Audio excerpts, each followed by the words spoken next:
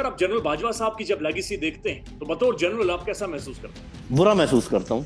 और ये मेरा ख्याल है कि उन्होंने फौज को काफ़ी डिफिकल्ट सिचुएशन में डाला है। हम तमाम जनरल ये महसूस करते हैं कि फौज को नुकसान पहुंचा है, जनरल्स के जो ओहदे है उसको नुकसान पहुंचा है। बिल्कुल भी नहीं। ना मेरा डाटा सेफ है, ना मैं खुद सेफ हूँ। एक तो घुटन है जो वैसे मेन मीडिया पर आने में या सोशल मीडिया पर चीज़ों को पोस्ट करने की घुटन है। उसके अलावा जो ये घुटन पैदा हो गई है कि आप अपने दिल की बात अपने किसी भाई, रिश्तेदार, दोस्त से भी नहीं कर सकते, टेलीफोन पे भी नहीं कर सकते। ये जंगल का कानून है और जंगल के कानून में या तो आप खुद शेर का हिस्सा हो, खुद शेर हो, या फिर आपको थोड़ा सा सिमट कर रहना पड़ता है। कोई भी कानून से बालातर नहीं है। फौज भी कानून से बालातर नहीं है। फौज में जो बावर्दी लोग हैं वो भी कानून से बालातर नहीं है। ये जो ऑडियो लीक्स होती हैं, वीडियो लीक्स होती हैं, इनको जूते की नोक पे रखा जाए। अगर आपको किसी एक के खिलाफ शिकायत है तो तमाम जर्नैलों को एक जैसा ना समझें। कोई शक नहीं कि काफ़ी जख्म लगा है फौज को और अभी ऐसा मुंदमिल हो रहा है, लेकिन इसमें बहुत टाइम लगेगा। आपकी जो इज्जत है उसको गंवाने में एक लम्हा लगता है, उस इज्जत को दोबारा बहाल करने में बरसों गुजरते हैं। अस्सलाम वालेकुम नाज़रीन, आप सियासत 2 पीके देख रहे हैं। सौरभ बरकत आपसे मुखातिब है। लेफ्टिनेंट जनरल नईम खालिद लोधी साहब हमारे साथ मौजूद हैं। नईम खालिद लोधी साहब, अस्सलाम वालेकुम सर। जी, वालेकुम अस्सलाम व रहमतुल्लाह। Thank you very much. Sir, कल डीजीआईएसपीआर ने पहली प्रेस कॉन्फ्रेंस की है। उस प्रेस कॉन्फ्रेंस से आपको मैसेज क्या मिला? जिस तरह से उनकी बॉडी लैंग्वेज थी, जिस तरह से वो जिस जिस अंदाज में अल्फाज का चुनाव कर रहे थे, आपको मैसेज क्या मिला? जी, मेरा ख्याल है कि मैसेज दो किस्म के जो मुझे समझ में आए। एक तो खैर बैरूनी दुश्मनों के लिए था, क्योंकि वो आपको पता है इससे पहले एक वीलॉग वगैरह चला था जिसमें कोई ऐसे इंप्रेशन दिया गया था कि शायद पाकिस्तानी फौज बहुत कमजोर हो गई है। तो एक तो वो उन्होंने इम्प्रेशन को ख़त्म किया कि हम ना सिर्फ ये कि अपना दिफा करने के लिए बिल्कुल तैयार हैं, बल्कि हम सरहद पार जाकर भी कार्रवाइयाँ कर सकते हैं। तो वो उन्होंने मेरा ख्याल है एक सही ज़रूरत थी उस मैसेज की, वो दिया। दूसरा, अंदरूनी तौर पर उन्होंने ये जिक्र तो किया जो इंटरनल सिचुएशन है सिक्योरिटी की, वो उनकी बातचीत से ये लगा कि वो सेटिस्फैक्ट्री है। वो ऐसी नहीं है कि जिसकी बुनियाद पर ये कहा जाए कि ये नहीं हो सकता या वो नहीं हो सकता। क्योंकि जब उन्होंने कहा कि अब जो ऑपरेशन होंगे वो जो सेकंड और थर्ड फेज है, बल्कि थर्ड और फोर्थ फेज है, build and then hand over, इसकी उन्होंने बात की। तो ये अगले फेजेस होते हैं, जिसका मतलब जो मेन थ्रेट है टेररिज्म का, उस पर काबू पा लिया गया है मोर और लेस। और बताया कि ये साथ के साथ ऑपरेशन जारी रहेंगे, 70 के हिसाब से चलते रहेंगे। Internal political point of view से बड़ा इंपॉर्टेंट उन्होंने मैसेज दिया, और वो ये कि एक तो उन्होंने जो ये कहा कि ये हुकूमत का प्रीरोगेटिव है कि वो फौज को बुला सकती है अपने किसी भी काम के लिए, मुआवनत के लिए, किसी भी मुआवनत के लिए। और उन्होंने जो मीटिंग हुई थी जजेस के साथ, सीनियर ऑफिसर्स की, सीनियर जजेस के साथ, उसके हवाले से ये कहा कि वो ओपन नहीं हो सकती। लेकिन मेरा अपना तज्जिया ये है, ये उनको यही बताने गए थे कि हमें कोई इतराज नहीं है, क्योंकि सिचुएशन इतनी खराब नहीं है कि हम ये कह सकें कि जी हम एम्प्लॉय नहीं हो सकते। लेकिन हमारी मजबूरी ये है कि हम गवर्नमेंट के अंडर हैं, और गवर्नमेंट जब तक हमें बुलाए ना, कहे ना, हम ये काम नहीं कर सकते। अब ये साफ ज़ाहिर है कोई जुरिस्डिक्शन से माहिर ही बता सकता है, जो कि जानता है आइन को और लॉ को, कि सुप्रीम कोर्ट का ये जो पावर है कि किसी भी अदारे को या शख्स को अपनी मामलत के लिए बुला सकती है, उसमें ये कैसे बैठेगा। अपने आपको न्यूट्रल साबित करने की उन्होंने काफी बातचीत की। तो बस ये दो चार टेक अवेज हैं जो मेरी नजर में आते हैं। जी साहब, एक इस चीज के ऊपर रोशनी डालें। आपने उस गुफ्तगू के हवाले से बातचीत की जो हामिद मीर साहब ने एक पाकिस्तान के प्राइम टीवी चैनल्स के ऊपर बैठकर गुफ्तगू की है, और ये बराह रास्त गुफ्तगू थी। और हामिद मीर साहब ने कहा कि जनरल बाजवा साहब ये कहते हैं कि हमारे टैंकों को जंग लग गया है, हम जंग लड़ने के काबिल नहीं, हमारे पास डीजल भी नहीं है। सर, इस पर कोई कार्रवाई नहीं होनी चाहिए? आप नहीं समझते कि ये नेशनल सिक्योरिटी को हर्ट करने वाली स्टेटमेंट? जी, पहले तो मैं एक छोटा सा मैसेज, अगर जनरल बाजवा कभी सुन लें, एक दोस्ताना मैसेज या एक मौदबाना मैसेज उनको दूंगा कि मेहरबानी करके वो खामोश रहें। और पहले ही फौज काफी मसाइल में घिरी हुई है। नए चीफ के लिए कोई ज्यादा मसाइल खड़े ना करें।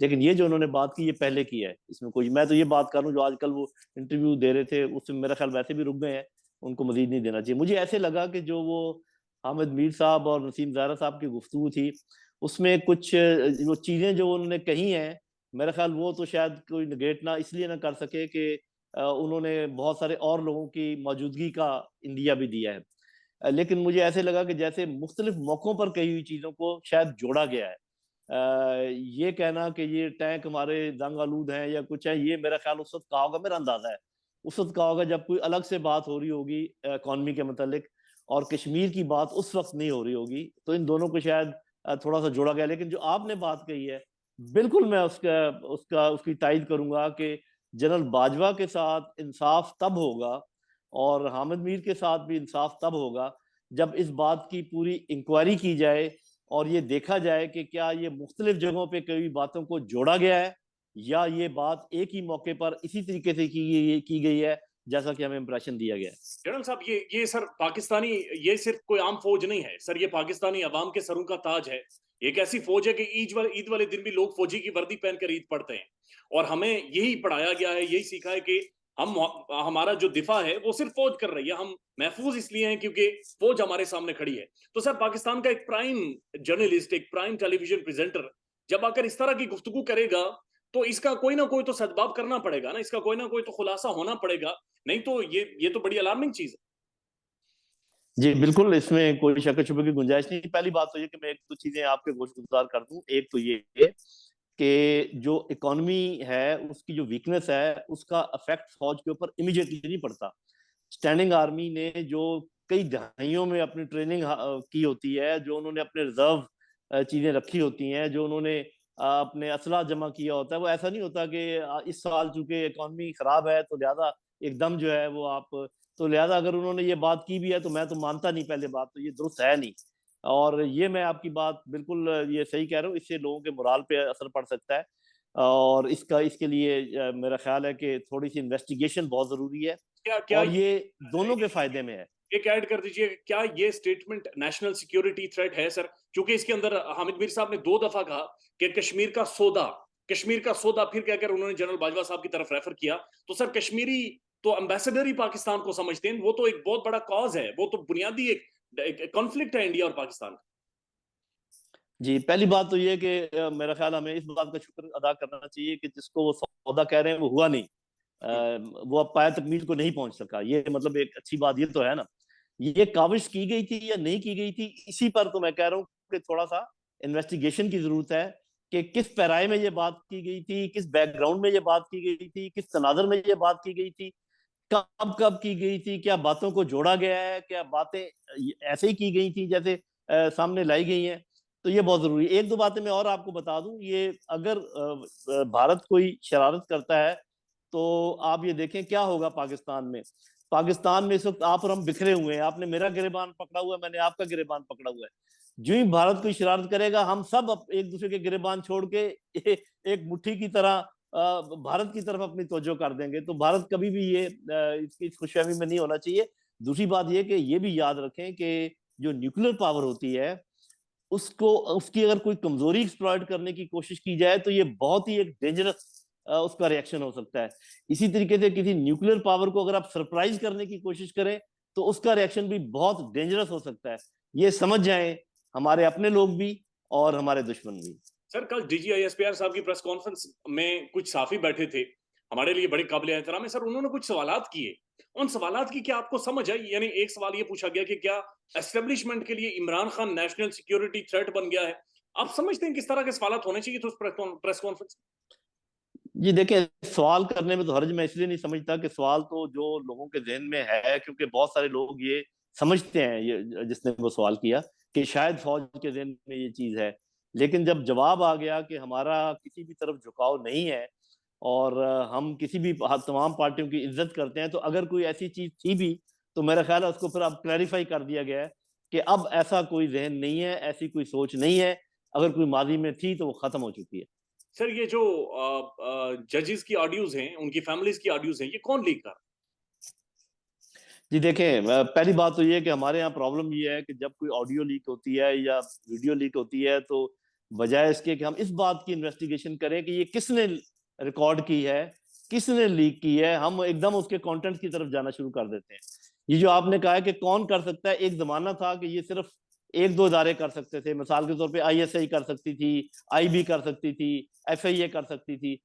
आज का दौर मेरे बेटे ऐसा है, टेक्नोलॉजी इतनी एडवांस चली गई है कि थोड़ा सा इक्विपमेंट खरीद कर और थोड़ा सा सॉफ्टवेयर इंस्टॉल करके छोटा सा ग्रो भी ये काम कर सकता है। तो मेरा ख्याल आज के दौर में ये कोई भी कर सकता है, अगर मैं इसको ये कहूँ। लेकिन ये है कि हम सब की तवज्जो, आपकी मेरी और इवन इंस्टीट्यूशंस की तवज्जो इस तरफ होनी चाहिए, और खासकर वो इंस्टीट्यूशन जिनके ऊपर इसका बार आता है, जिनकी तरफ उंगलियां उठती हैं, उनका ये फर्ज बनता है कि वो पता लगाएं कि ये किसने किया है। क्योंकि ये मेन प्रॉब्लम ये है, एक जुर्म किया गया है बगैर इजाजत के। ये रिकॉर्डिंग वाला जो भी करता है वो एक जुर्म कर रहा है, उसकी सजा होनी चाहिए। और मेरा ख्याल है ज्यादा फोकस इस चीज पर होना चाहिए कि ये कौन कर रहा है। और ये मैं आपको कह सकता हूँ, किसी भी टेक्नोलॉजिस्ट से पूछ लें, आईटी के किसी एडवांस बच्चों से बेशक पूछ लें, वो आपको बताएंगे कि ये आप किसी की इजारादारी नहीं रही, ये सिर्फ आईएसआई और उनकी इजारादारी नहीं रही, ये आजकल कोई भी कर लेता है। एक सर आईएसआई और जो इंटेलिजेंस एजेंसीज उनका तो काम है ऐसे लोगों तक पहुंचना, क्योंकि जो हाथ उठता है, जो उंगली उठती है, उनकी तरफ उठती है। इसमें कोई शक व शुबा नहीं, और मेरा ख्याल ये कोताही है, और ये उनके अपने लिए नुकसानदेह है कि अगर वो ऐसे लोगों को पकड़ ना सकें और उनकी तरफ उनको सजा ना दिला सकें, और अगर वो खामोश रहेंगे और इस पर इन्वेस्टिगेशन नहीं करेंगे और उनके पीछे नहीं जाएंगे, तो पहले एक उंगली उठ रही है, फिर दो उठेंगी। जनरल साहब, आप ज़ाहिर है खुद भी मोबाइल फ़ोन यूज़ करते हैं, आई एम श्योर आपने बड़ा अच्छा मोबाइल फ़ोन रखा होगा। आप अपने डेटा को लेकर सेफ महसूस करते हैं पाकिस्तान में? बिल्कुल भी नहीं। ना मेरा डाटा सेफ है, ना मैं खुद सेफ हूँ। मैं अपने कोई भी बात करूं, पहले जो हम अपने यारों दोस्तों से हंसी मजाक में कोई लतीफा शेयर कर लेते थे या किसी के मतलब कोई बात कर लेते थे, अब वो भी नहीं कर पाते। तो आप यूं समझें कि एक तो घुटन है जो वैसे मेन मीडिया पर आने में या सोशल मीडिया पर चीजों को पोस्ट करने की घुटन है, उसके अलावा जो ये घुटन पैदा हो गई है कि आप अपने दिल की बात अपने किसी भाई रिश्तेदार दोस्त से भी नहीं कर सकते, टेलीफोन पे भी नहीं कर सकते। ये बहुत मेरा ख्याल है कि अफसोसनाक सूरत हाल है।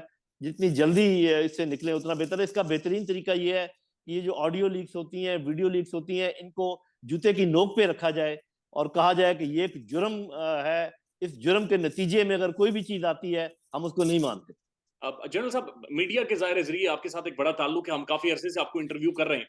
लेकिन सर, अब हमें महसूस हो रहा है कि आप भी काफ़ी ज़्यादा बहुत सारी चीज़ों को लेकर मोहतात हो गए हैं। उसकी वजह जनरल साहब क्या है? यानी आप खुद थ्रेट महसूस करते हैं, आपको कहीं से कोई दबाव है, या फिर मुल्की हालात ऐसे हैं कि आप भी चाह रहे हैं कि मोहतात रहा जाए?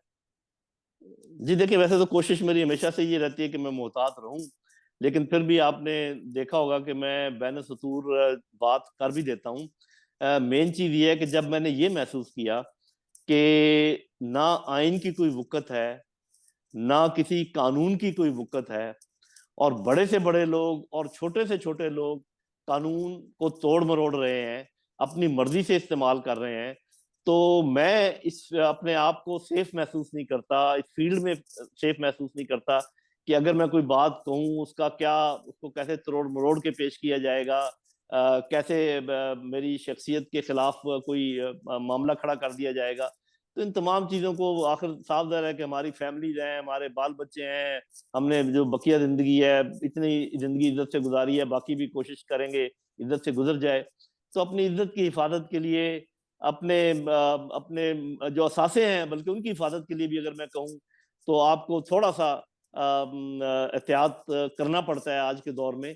मैं समझता हूँ कि ये जंगल का कानून है, और जंगल के कानून में या तो आप खुद शेर का हिस्सा हो, खुद शेर हो, या फिर आपको थोड़ा सा सिमट कर रहना पड़ता है। तो आपने सही अंदाजा लगाया कि मैं भी थोड़ा सा सिमट के जिंदगी गुजार रहा हूँ। क्या ये सोच कहीं न कहीं पर मौजूद है कि आपकी बातों को भी तोड़-मरोड़ कर जनरल अमजद शोएब साहब वाला वाला अमल आपके साथ किया जा सकता है?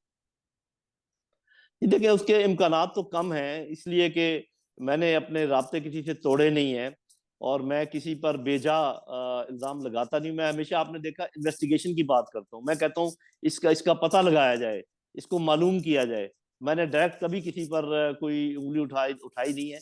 लेकिन फिर भी आपको पता है कि कुछ चीज़ें सेंसिटिव होती हैं, ऐन मुमकिन है कि ऐसा हो जाए। तो मेरा ख्याल है एहतियात ही में बेहतरी है। जनरल साहब, एक और चीज़ बताएँ बराए मेहरबानी। कल प्रेस कॉन्फ्रेंस में ज़ाहिर है सवाल पूछा गया आईएसपीआर साहब से, और उनसे सवाल ये पूछा गया कि जो वेटरन्स हैं, वो बड़ी खुलकर बातचीत कर रहे हैं और कुछ पॉलिटिशियंस के साथ मिल रहे हैं उस पर, जिस पर डीजीआईएसपीआर का ये कहना था कि वेटरन्स को किसी सियासी जमात का लिबादा नहीं ओढ़ना चाहिए। आप खुद भी वेटरन हैं, तो आप नहीं समझते कि आप लोगों का राइट है कि आप मुल्क के अंदर जो पॉलिटिकल मामला है उनके ऊपर बातचीत करें और खुलकर सामने? जी, मेरा ख्याल उन्होंने जो बात की है वो ये कही है कि जो वेटरन्स की ऑर्गेनाइजेशन है, जी जी। जैसे वेटरन्स ऑफ पाकिस्तान एक ऑर्गेनाइजेशन है, पेस है, पाकिस्तान एक्स सर्विसमैन सोसाइटी, इन प्लेटफॉर्म्स को नहीं इस्तेमाल करना चाहिए पॉलिटिक्स के लिए। बाकी मैं समझता हूँ कि मैं, आपको पता है कि मैं किसी एक पार्टी का हामी हूँ और मैं पॉलिटिक्स पे बात भी करता हूँ। मैं समझता हूँ कि हम सब आज़ाद हैं, आज़ाद शहरियों की तरह, जिसके भी 2 साल मुकम्मल हो गए अपनी सर्विस को मुकम्मल किए हुए। मैं समझता हूँ कि जनरल बाजवा भी आज़ाद नहीं है, क्योंकि उनके 2 साल नहीं हुए, हमारे हो चुके हैं। हम आज़ाद हैं, हम जो भी पॉलिटिकल फिलॉसफी फॉलो करना चाहें, जो पॉलिटिकल जिस पार्टी के साथ अपने आप को अलाइन करना चाहें, उस पर कोई कदम नहीं लगाई जा सकती, और ये मेरा ख्याल उन्होंने इंडिया नहीं दिया। एक बात उन्होंने ये कही थी कि वेटरन जो है वो कानून से बालातर नहीं है, तो ये सिर्फ बात वेटरन्स के लिए दुरुस्त नहीं है। कोई भी कानून से बालातर नहीं है, फौज भी कानून से बालातर नहीं है, फौज में जो बावर्दी लोग हैं वो भी कानून से बालातर नहीं है। तो ये एक्सेप्शन मेरा ख्याल बनाने की जरूरत नहीं थी वेटरन्स को।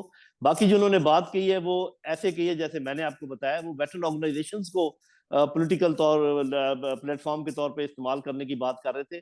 वेटरन्स को डायरेक्टली उन्होंने कुछ नहीं कहा, और मेरे ख्याल कह भी नहीं सकते। आपने बिल्कुल ठीक फरमाया, उन्होंने वेटरन ऑर्गेनाइजेशंस की वाकईतन बातचीत की थी। अच्छा जनरल साहब, आखिरी बराए मेहरबानी एक चीज़ बताएँ। सर आप खुद भी जनरल हैं, आपने बड़ी सर्विस की है इस मुल्क के लिए और मुल्क का एहसासा हैं आप। सर आप जनरल बाजवा साहब की जब लेगेसी देखते हैं, तो बतौर जनरल आप कैसा महसूस करते हैं? बुरा महसूस करता हूँ, और ये मेरा ख्याल है कि उन्होंने फौज को काफी डिफिकल्ट सिचुएशन में डाला है। फौज, इसमें कोई शक नहीं कि ये तो पता है कि 70 साल पूरी जो हमारी तारीख है उसमें फौज की इंटरफेरेंस जा बजा होती रही है, लेकिन उसका इस तरीके से एतराफ कर लेना और इतने इतने इसका बार उसको डिफेंड करने की कोशिश करना, और फिर ये है कि उसको जारी रखते हुए रखना, जब कहा था कि फरवरी में हमने ये फैसला कर लिया था, फिर नवंबर तक वो बात क्यों चलती रही जब तक कि वो चले नहीं गए, या जब भी उन्होंने जाना था। तो मेरा ख्याल है बहुत नुकसान पहुंचा है। हम तमाम जनरल ये महसूस करते हैं कि फौज को नुकसान पहुंचा है, जनरल्स के जो ओहदे है उसको नुकसान पहुंचा है, और उसके लिए हम अभी अब इसीलिए मैं अपने नौजवानों से और आप जैसे बच्चों से ये सदा करता रहता हूँ कि खुदारा एक ही लाठी से सबको ना हांके। अगर आपको किसी एक के खिलाफ शिकायत है तो तमाम जर्नैलों को एक जैसा ना समझें। मैं आज भी ये बात दावे से कह सकता हूँ कि देखें, फौज इसी माशरे का हिस्सा है। जितनी बुराइयां और अच्छाइयां माशरे में हैं वो इस फौज में भी हैं, लेकिन ये बात मैं दावे से कह सकता हूँ कि आज भी तमाम अदारों के मुकाबले में फौज सबसे कम करप्ट अदारा है। ये मैं नहीं कह रहा कि ये करप्ट नहीं है, और लेकिन इस चीज का मैं दावा कर सकता हूँ कि आप किसी और अदारे के साथ फौज को कंपेयर कर लें, फौज पाकिस्तान में आज भी सबसे ज्यादा डिसिप्लिन और सबसे कम करप्ट अदारा है। सर क्या ये बात दुरुस्त है, जनरल अमजद शोएब साहब ने भी ज़ाहिर है इस हवाले से बातचीत की है कि फौज और अवाम में दूरियां आ गई हैं और उसकी वजह जनरल बाजवा साहब की लेगेसी है? जी, उसमें साफ ज़ाहिर है कि फौज ने जो काम किए हैं कुछ ऐसे, और फिर उनका जो एतराफ़ किया है, फिर खासकर जो फौज ने कुछ अरसे के लिए जो अवाम की एक रॉ थी उसके मुखालिफ खड़ा होने की कोशिश की थी, ये उसका शाखसाना है। तो इसमें कोई शक नहीं कि काफ़ी जख्म लगा है फौज को, और अभी ऐसा मुंदमिल हो रहा है, लेकिन इसमें बहुत टाइम लगेगा। आपकी जो इज्जत है उसको गंवाने में एक लम्हा लगता है, उस इज्जत को दोबारा बहाल करने में बरसों गुजरते हैं। जनरल साहब बहुत शुक्रिया वक्त देने के लिए sir, thank you so much.